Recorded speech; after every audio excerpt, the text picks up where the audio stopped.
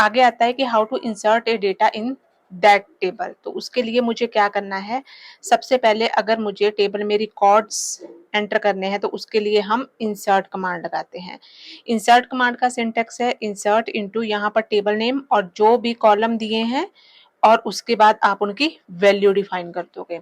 इसको एक एग्जांपल के साथ इलेबोरेट करके देखते हैं। यहाँ पे जैसे लिखा है इंसर्ट इनटू और जो मेरा स्टूडेंट्स है that is my table name, और उसमें मैंने 3 कॉलम्स लिए थे और इसके बाद वैल्यूज लेके आईडी में 1 चला जाएगा, नेम में अमित चला जाएगा और एज में 20 चला जाएगा।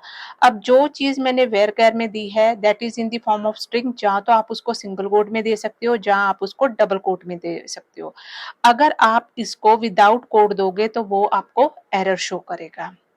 दिस एड्स स्टूडेंट्स नेम, तो ये आपका आउटपुट आ जाएगा और इसकी जो आईडी होगी वो 1 होगी। एज जो आप एंटर करोगे इस टाइम पे मैंने जो डेटा एंटर किया है उसके अकॉर्डिंगली आपको रिजल्ट शो हो जाएगा। अब नेक्स्ट हम इसमें क्या करते हैं, जो टेबल हमने ऑलरेडी क्रिएट किया है इसके अंदर डेटा इंसर्ट करते हैं। तो उसके लिए हम यूज करेंगे इंसर्ट कमांड। हम यहाँ पे लिखेंगे इंसर्ट इनटू, टेबल नेम है मेरा स्टूडेंट। अब इसको आप 2 तरीके से यूज कर सकते हो। तो फर्स्ट तरीका है कि आप स्टूडेंट के बाद ब्रैकेट ओपन करके जितने आपने कॉलम दिए हैं वो आप यहाँ पे कॉलम लिख लीजिए, नेम एंड एज, और उसके बाद दूसरी ब्रैकेट ओपन करिए, उसमें आप लिखिए वैल्यूज।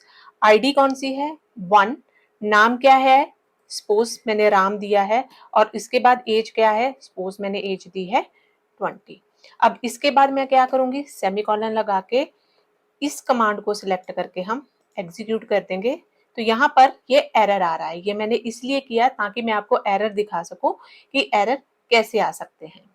अब यहाँ पर इंसर्ट इनटू स्टूडेंट आईडी ये सब कुछ तो ठीक है, लेकिन यहाँ पर अगर आप एरर का कोड देखो, यहाँ पे लिखा है unknown column are in field list. अब इसका मतलब क्या है, क्योंकि जो मैंने ये नेम लिया था ना, जो नेम लिया है मैंने, तो उसको नहीं समझ लग रहा कि ये राम की वैल्यू इसमें डालनी है। जो मैंने नेम की डेटा टाइप ली है दैट इज ए वेरकैर, मींस वो स्ट्रिंग फॉर्म में है।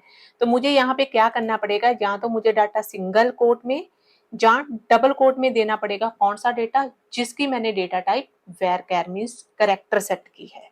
अब इसको एग्जीक्यूट करके देखते हैं तो आप देखोगे यहाँ पे टिक आ गया है।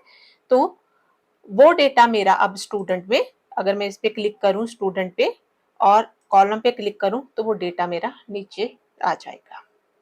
सेकंड दूसरा तरीका है, आप यहाँ पे लिख सकते हो इंसर्ट इनटू टेबल नेम, और इसके बाद सीधा आप वैल्यूज भी दे सकते हो, आपको अपनी हेडिंग्स लिखने की जरूरत नहीं है। तो सेकंड करते हैं और दूसरा नाम आप डबल कोट या सिंगल कोट किसी में भी दे सकते हो, कोमल, और यहाँ पर एज लिख लेते हैं 30। अब इसके बाद फिर सेमीकोलन लगा के इस कमांड को हम एग्जीक्यूट करेंगे तो सिंगल कोट या डबल कोट स्ट्रिंग फॉर्म दोनों में आ सकती है। अब यहाँ पर एक तो कमांड ये है कि आप स्टूडेंट पे जाके यहाँ पर डाटा आप सिलेक्ट कर सकते हो, और ये तो है क्लिकेबल फॉर्म में, लेकिन अगर आपको डाटा सिलेक्ट करने की कमांड चाहिए तो आपको यहाँ पे लिखना पड़ेगा सिलेक्ट स्टार। का मतलब क्या होता है कि जितने भी रिकॉर्ड है मेरे टेबल में from table name, table name क्या है मेरा स्टूडेंट। जैसे मैं इसको एग्जीक्यूट करूंगी तो आप देखोगे यहाँ पर डेटा आ जाएगा, जहां आप स्टूडेंट पे जाके इस पे क्लिक करोगे तब भी आपका सेम डेटा आ जाएगा।